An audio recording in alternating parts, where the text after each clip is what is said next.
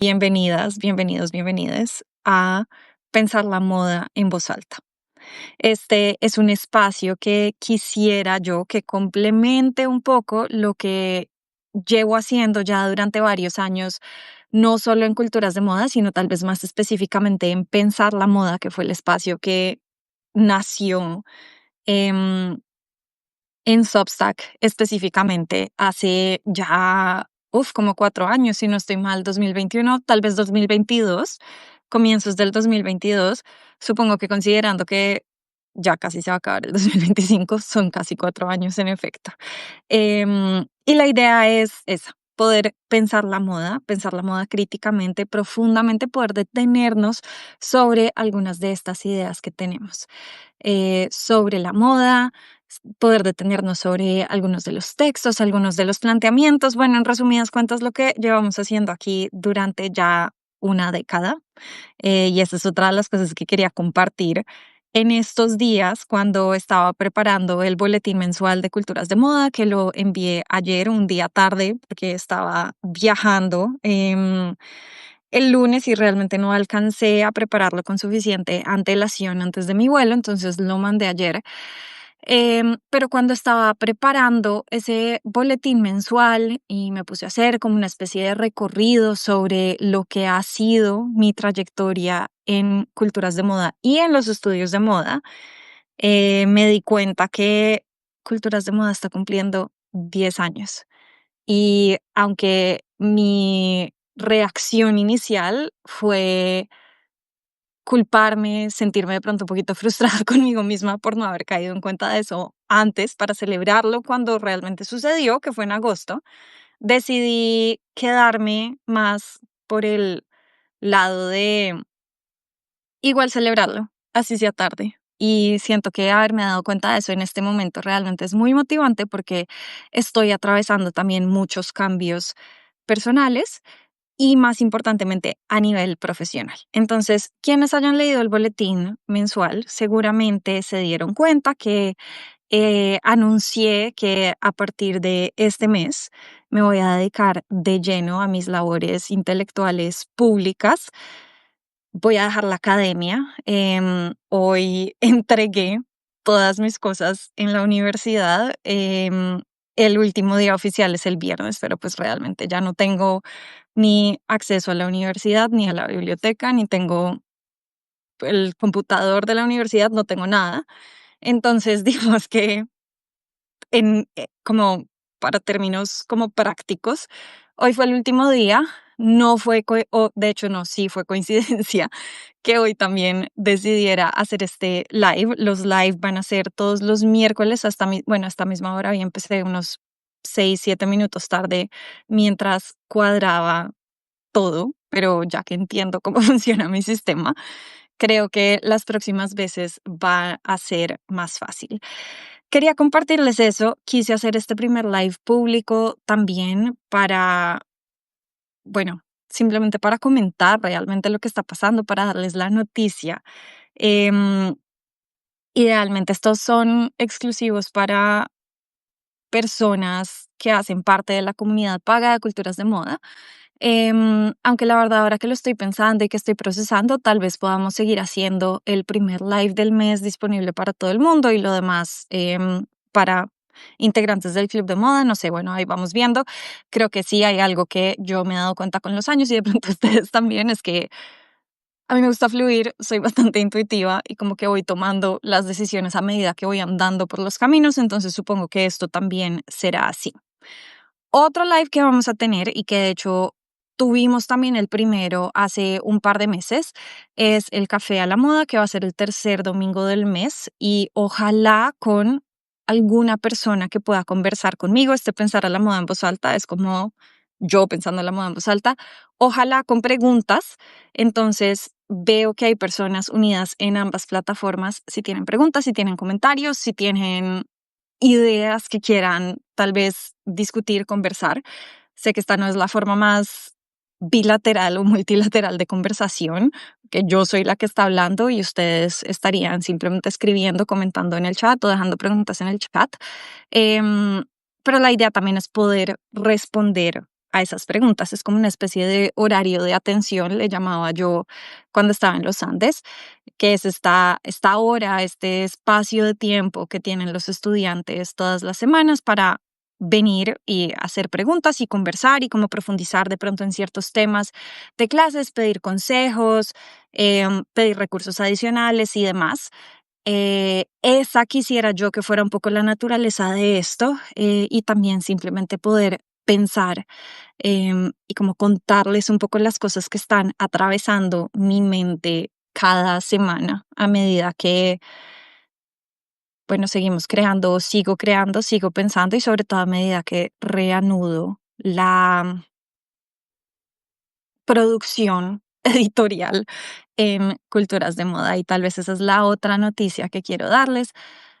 Ahora que este es mi hacer de tiempo completo, que este es mi trabajo de tiempo completo, bueno, además de escribir, realmente creo que la base de mi labor profesional a partir de este momento es realmente escribir libros. En este momento tengo contrato para un libro en inglés que estoy terminando. Espero que sea traducido al español lo más pronto posible, pero también quiero poder escribir en español. Pero aparte de eso, también vamos a tener más publicaciones en culturas. Entonces, eso es lo otro que estoy trabajando. Y pues a medida que voy trabajando en esas publicaciones, precisamente la idea es poder compartir más y más por aquí en estas sesiones nuevamente que van a ser semanales de pensar la moda en voz alta. Hola, Carlos, te estoy viendo en Patreon. Bienvenido, gracias por estar aquí. Como les venía diciendo hace unos minutos, no sé si alcanzaste a escuchar. Si tienen preguntas, si tienen ideas, si tienen cosas que quieran conversar aquí, súper bienvenidas por el chat. Intentaré responderlas y si no las puedo responder hoy, me las llevo de tarea para la próxima semana. Y bueno, hablando de cosas en las que he estado pensando, a medida que preparo mi nuevo contenido editorial para Culturas de Moda, creo que lo que más me ha tenido como haciendo o me ha estado haciendo ruido en la cabeza tiene que ver con las exposiciones de moda. En las últimas semanas he visto muchísimas exposiciones de moda, algunas creo que sin pensar que iba a verlas, como que se me atravesaron. Algunas de las que he visto fueron la exposición de Cartier, que está ahorita en el Victoria and Albert en Londres. Vi también la exposición de María Antonieta, que abrió la semana pasada, si no estoy mal, o hace 2 semanas, también en el Victoria and Albert. De hecho, a esa me invitaron ¿cómo se llama? Como al día de prensa, a las visitas de prensa. Entonces, y fue una invitación inesperada, esa fue una de las más inesperadas que vi. Y la otra exposición que vi, que también fue un poco inesperada porque creo que no era consciente de que iba, o sea, de que estaba abierta esta exposición, fue una exposición sobre tejidos como la costa Salish, que es en donde queda Seattle, que estuve allá la semana pasada dictando una conferencia. Y esta exposición me pareció súper bonita y creo que además súper opuesta a todas las que había visto aquí en Londres, porque siento que hace todo lo contrario de lo que están haciendo las exposiciones en Londres y realmente eso me pareció súper bonito. En resumidas cuentas, bueno, y la otra exposición que vi en Londres, esa fue un poco antes, fue la exposición de em, tejidos, como artes humanas en el Fashion and Textile Museum, también en Londres. Entonces, todas esas exposiciones, o las 3 exposiciones, digamos, que vi en Londres, ahí vi una de Paul Poiret en París y tengo pendiente, les prometo que voy a crear como, además de reseñas de las exposiciones, tengo muchísimas imágenes, muchísimos videos. Entonces quiero también crear contenido sobre esto en Instagram y bueno, y en redes sociales. Solo que he estado viajando tanto que no he tenido como momento de sentarme a hacerlo, a planearlo. Pero les prometo que ya esta semana que ya aterricé y ya estoy más tranquila en Londres, les haré todo eso y lo compartiré. Pero bueno, el punto es que las exposiciones que he visto aquí en Europa, a este lado, em, realmente me han desinflado mucho en términos de cómo se aproximan a la identidad, a la cultura, al colonialismo, que realmente la producción creativa y de diseño de muchas, o bueno, todas las personas realmente que se abordan en estas exposiciones es resultado del colonialismo. En Cartier, por ejemplo, se mencionan las minas de piedras preciosas y de materiales preciosos, de metales preciosos en distintos lugares del mundo.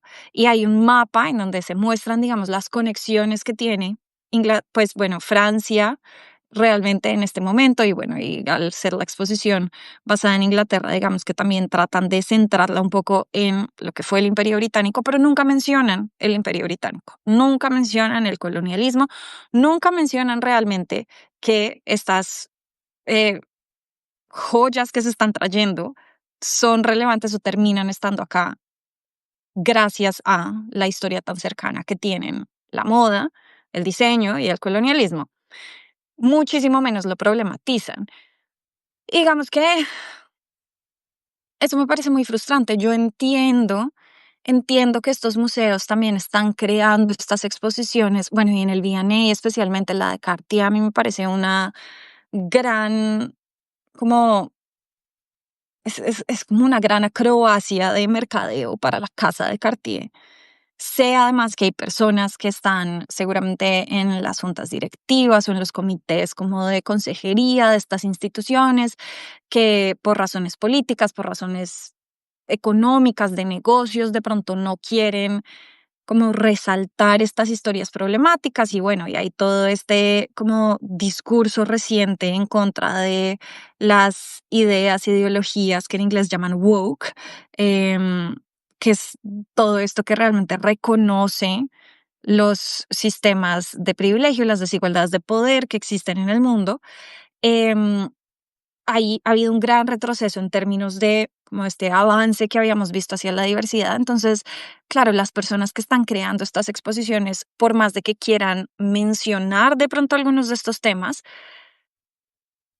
pues están viendo como en problemas para hacerlo porque al final necesitan el dinero de las personas que están ofreciendo. Em, bueno, de distintas formas. em, Apoyos económicos a los museos. Entonces entiendo que haya esos problemas, pero igual me parece muy frustrante que ni siquiera de formas sutiles e inteligentes se mencionen. Em, no sé cuál puede ser la respuesta, la reacción a esto. No sé tampoco cuál puede ser como la estrategia para mantener un poco estos discursos ahí, a pesar de las presiones impuestas desde quienes básicamente están pagando estas exposiciones. Creo que por eso es un tema que quería traer hoy a pensar la moda en voz alta, porque realmente estoy tratando de pensar en voz alta qué se puede hacer y no lo sé. No tengo una respuesta, pero sí tengo una gran incomodidad y como muchas preguntas. La exposición de Textiles, The Art of Mankind, la del Fashion and Textile Museum, esa también era problemática, pero como desde otro lado, porque la mayoría de las piezas que estaban expuestas eran de estos lugares que no son considerados parte del canon de la moda por lo general. Muchas venían de pueblos y culturas indígenas en las Américas, algunas venían de Japón, de China, de lugares en Asia y el sudeste asiático, perdón, bueno, y en África. em, y había otras piezas europeas y había como esta especie de separación entre el diseñador eh, europeo occidental y el artesano que hace todas las piezas que no son hechas en Europa occidental. Y eso, de una forma distinta, también refleja este colonialismo que hemos visto durante años, sino siglos, definitivamente décadas, en la moda y en la historia de la moda. Y bueno, y ahí se convierte un problema. Creo que la raíz del problema sigue siendo la misma, nuevamente, pero el problema es un poco distinto y es como ¿cómo revertimos el estudio de estas piezas que estamos viendo para entenderlas en su contexto y de pronto alejarnos de los prejuicios que se imponen desde el canon eurocéntrico? Em, y otra vez, bueno, no mentiras, aquí de pronto sí tengo un poco más de respuestas que preguntas, entre otras, porque he tenido más tiempo como para digerir esto y creo que es parte de lo que hago yo con mi trabajo en general, con mi trabajo de escritura, con lo hacía con mi trabajo académico enseñando.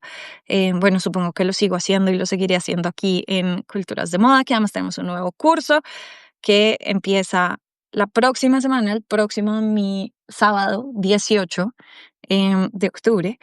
Em, pero el punto aquí es que sí, como que necesitamos cambiar la forma en la que vemos esta jerarquía de lo moderno, lo europeo moderno occidental como conectado con la moda y todo lo demás como cosas que no son moda, que es traje, que es labor artesanal, em, sí que constituye otras lógicas que no necesariamente es cierto. Y de hecho, eso me lleva al libro que leímos en el club de lectura hace ya 2 meses, que fue El Imperio de lo Efímero de Julie Lipovetsky.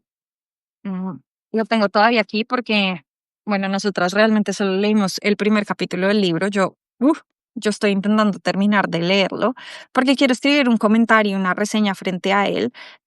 Lo he estado leyendo muy juiciosa y anotando muy juiciosa. Aquí pueden ver todas mis anotaciones. Em, y digamos que de este libro, bueno, y él no es el primero, pero de este libro salen muchos de esos planteamientos eurocéntricos que realmente creo que hay que cambiar, hay que revertir de alguna forma. Entonces, bueno, sigo leyéndolo, es otro de los pendientes que tengo, comentarlo por escrito y yo creo que también lo voy a comentar en voz alta. em, en un podcast, que otra noticia, perdón, yo sé que estoy regando un montón de cosas. Como se pueden dar cuenta, esto está solamente ligeramente planeado. El resto soy yo echando globos, eh, pensando en voz alta, tal cual. Creo que la descripción es bastante em, adecuada para lo que estoy haciendo. Em, pero bueno, pero el punto aquí es que seguimos de alguna forma muy aferrados a planteamientos como los de Lipovetsky y realmente ya es hora de cambiarlos. Ya es hora de cambiarlos, es hora de pensar la moda de otras formas también. Y bueno, y eso es algo que nos hemos propuesto en el club de lectura. Este mes, para quienes estén interesadas, estamos hablando de moda y relaciones de poder y sobre todo relaciones de poder sobre el cuerpo, cómo se asumen, pero cómo se imponen también desde afuera. Por si se quieren unir, la reunión del club de lectura es el sábado 25, el último sábado del mes. Y el Cine Club, vamos a ver Emma de Jane Austen, una de las adaptaciones menos conocidas, es este sábado. Si se quieren unir, súper bienvenidas, bienvenidos. Los primeros 7 días de ser miembros del Club de la Moda son gratis, son de prueba. Entonces, si quieren participar en el Cine Club sin todavía comprometerse a pagar, o incluso en el Club de Lectura se pueden suscribir. em, Asistir a esa primera sesión y pues de ahí vamos viendo. Em, y bueno, sí, creo que volviendo a la exposición de la que estaba hablando, creo que una de las formas en las que simplemente, en la que se pueden revertir estas jerarquías, este canon que se nos ha impuesto, es algo tan fácil como cambiar el lenguaje. Porque crear una separación entre diseñadores y artistas o artesanos y no llamarlas todos artistas? Y en este caso creo que la palabra artista era la mejor palabra porque es que el título de la exposición era el arte de la humanidad. Entonces, algo tan fácil como simplemente llamar a todas las personas que crearon estas piezas artistas hubiera sido muy fácil y hubiera eliminado la jerarquía, que además era una jerarquía basada en occidental, no occidental, que creo que eso es lo problemático de la jerarquía. Yo puedo entender cómo existen ciertas jerarquías en las labores de producción de diseño, pero en este caso la jerarquía realmente, aparte de occidental, no occidental, no existía y esa es una jerarquía enteramente fabricada. Em, y la última exposición, y creo que con esto pues ya voy a cerrar porque estos monólogos, la idea es que no sean tan largos, pero nuevamente si tienen preguntas, si tienen comentarios, por favor déjenlos, estoy pendiente de los chats, em, para que puedan, sí, para que puedan hacerlas, para que yo les pueda responder más bien. Em, La última exposición que vi, que fue la de el Burke Museum, que es el Museo de Historia Natural y Cultura, Historia y Cultura Natural, no estoy muy segura cómo es exactamente el nombre, de la Universidad de Washington en Seattle. Y este museo es un museo muy bonito, es uno de mis museos favoritos en el mundo. Em, y lo que hace, o una de las cosas que hace, es que colecciona, bueno, artes relacionadas con distintas culturas, que como muchos museos de historia natural es lo que nosotros llamaríamos como que tienen una colección etnográfica, que son estas colecciones que provienen un poco como de los estudios antropológicos de las culturas, de la humanidad, y que muchas veces se han centrado en las culturas que tradicionalmente llamamos no occidentales o como culturas indígenas y demás. Digamos que en ese sentido, pues este museo no necesariamente es muy distinto de muchos otros museos de historia natural. En lo que sí es distinto es en la forma en la que se aproximan a sus colecciones y en la forma en la que han podido como expandir también esas colecciones. Entonces, una de las cosas que están haciendo es que coleccionan y tienen como una sección de la colección específica de artes indígenas norteamericanas. Bueno, de pronto son artes indígenas en general, pero una de las secciones más fuertes son artes indígenas no solamente norteamericanas, sino como del noroccidente de Estados Unidos, que es la región en donde están. Em, y dentro de esas colecciones no solamente tienen material histórico etnográfico, sino que también tienen material contemporáneo, creado hoy por artistas, muchas veces en reacción a la extracción colonialista, a la falta de representación o la representación inadecuada en museos, especialmente en museos como el Burke Museum, en museos de historia natural y de etnografía y demás, y de antropología. Em, y lo más bonito me parece a mí es el trabajo cercano que están haciendo con las comunidades. Y este trabajo cercano ha incluido, por ejemplo, repatriar objetos y objetos grandes e importantes como tótems, que son unas de las, em, como de los objetos artísticos, de los medios artísticos más importantes de esta región específicamente. Los repatrian y le piden, comisionan a los artistas de hoy crear réplicas para tenerlas en el museo y cuentan la historia. Y no solamente cuentan esta historia, sino que además cuentan la historia de cómo el tótem es un mito enteramente fabricado desde Occidente, desde los colonizadores en esta expansión de la frontera de Estados Unidos que ocurre entre finales del siglo XVIII, comienzos y bueno, y durante el siglo XIX. Em, y eso a mí, por ejemplo, me parece brillante, porque claro, están manteniendo la colección de alguna forma, pero también están desmitificando la colección y lo hacen de distintas formas, con distintos objetos, y a mí, nuevamente, eso me parece brillante. Y de hecho, esto me está haciendo pensar en otro museo, que también es otro de mis museos favoritos en el mundo, que es el Museo de Arte de Seattle, que hace, creo que 3 años inauguraron una reinstalación de sus galerías de arte de las Américas, y a diferencia de lo que hacen muchos museos, que cuando tienen arte americano es arte, bueno, primero norteamericano, y es un arte muy hegemónico, liderado sobre todo por los artistas de la costa este, em, que son artistas que han sido muy fuertemente influenciados por el canon europeo del arte, que muchas veces crean, digamos, estas imágenes estereotípicas, sobre todo de las personas no blancas, no europeas o no descendientes directamente de europeos en el país, que incluye, por supuesto, personas indígenas, pero incluye también personas negras y más recientemente incluye también todas las diásporas asiáticas, indias, latinas, que existen en el país, pues terminan creando muchos estereotipos, y se convierte en una visión muy centrada de lo que constituye, bueno, primero a América, que obviamente en este contexto es Estados Unidos, pero además es un Estados Unidos muy blanco, ¿no? Lo que hacen en esta reinstalación del Museo de Arte de Seattle es expandir esta noción de América. ¿Quiénes son estas personas? Y quiénes constituyen el país, y de hecho abre muy inteligentemente la exposición, una especie como de vista panorámica y es como una especie como de collage en 3D, de Seattle, que crea Wendy Red Star, que es una de las artistas indígenas norteamericanas que se ha dedicado como a revertir el estereotipo, pero inteligentemente. Entonces usa los mismos estereotipos para ella misma mostrar personas indígenas de distintas formas y vestidas de formas diferentes, que pueden incluir algunas en trajes tradicionales o con elementos tradicionales del vestir y el adorno corporal, pero muchas otras se pueden ver como occidentales, entre comillas. Y en este caso, en esta pintura en específico, que se llama algo así como La gente del mundo, em, incluye también elementos especiales como de la arquitectura de Seattle. Está, si no estoy mal, está el agua, el océano Pacífico. Bueno, creo que ahí no es como océano, sino es como una especie de bahía, como una especie de entrada del Pacífico, pero creo que está el mar. Está la Space Needle, que es esta como no sé qué es como un edificio mirador supersónico, que es uno de los grandes símbolos de Seattle.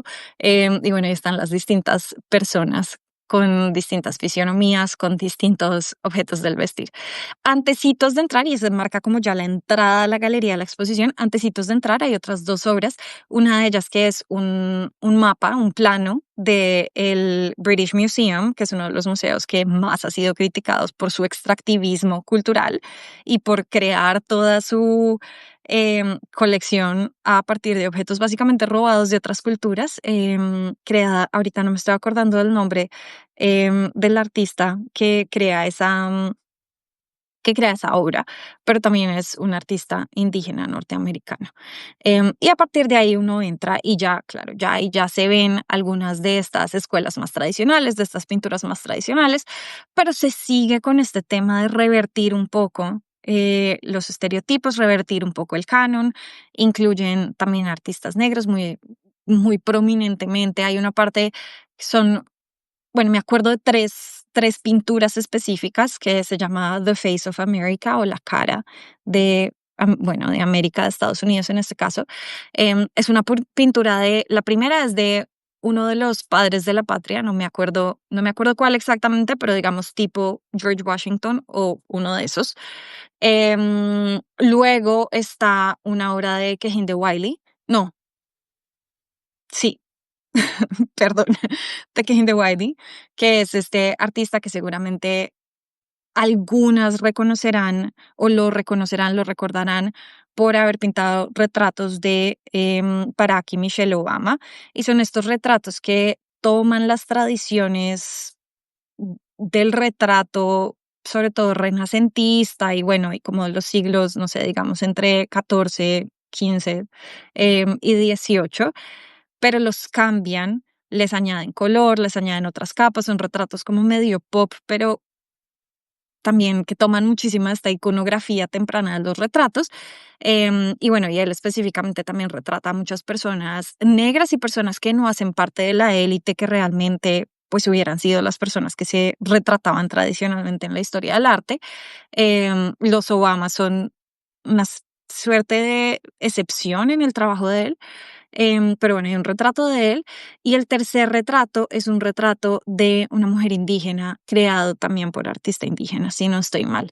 Es un paralelo súper bonito. Ahora voy a ver, no sé si puedo hacer esto aquí, estamos experimentando, pero si puedo, dejo algunas de las fotos que estoy mencionando para que puedan ver como imágenes de las obras o de las galerías que estoy mencionando para que las puedan ver.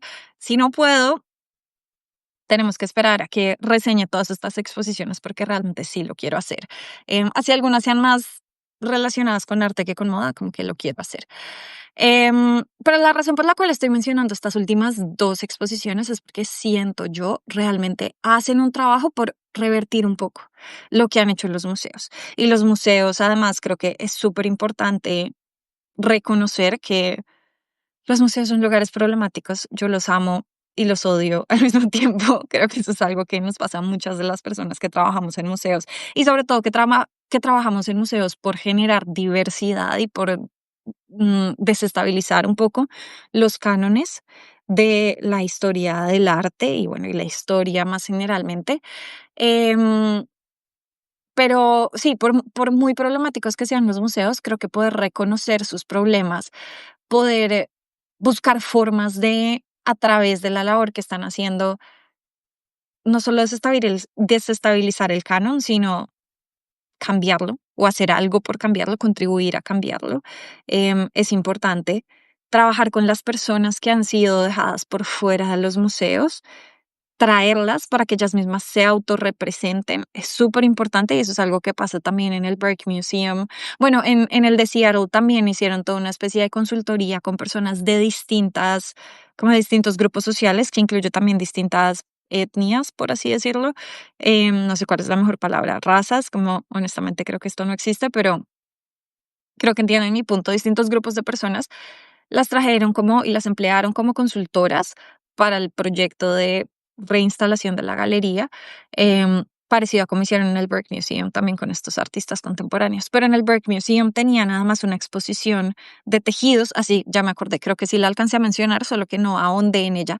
Y esta exposición de tejidos del Pacífico o norte fue creada o curada directamente por un grupo de tejedoras o tejedores de la región.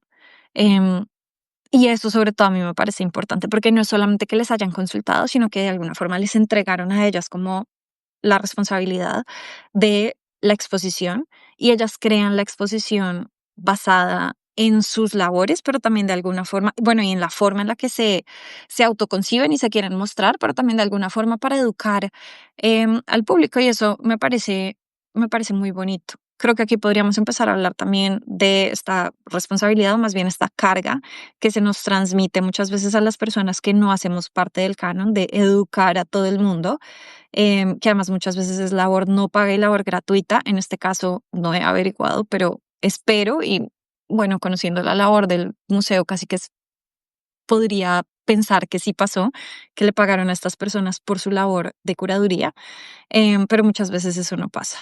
Em, entonces, bueno, sí, siento que ya estoy empezando a divagar, pero lo que quería decir aquí es que he estado pensando mucho en estas exposiciones, he estado pensando mucho en las estrategias que tenemos también para representar, en las historias que contamos, en cómo podemos cuestionarlas y sobre todo en todo lo que tenemos que aprender desde Latinoamérica que se está haciendo en estos otros espacios. Y ojalá aprender lo que se está haciendo para diversificar caso de el Museo de Arte de Seattle y el Burke Museum en la Universidad de Washington en Seattle, y no aprender de lo que se está haciendo por opacar un poco estas historias de colonialismo, por opacar la diversidad, por opacar lo problemática que puede ser la moda, que así la amemos, tenemos que reconocer que es muy problemática, que se está haciendo en las instituciones británicas o que vi por lo menos en estas exposiciones de las instituciones británicas.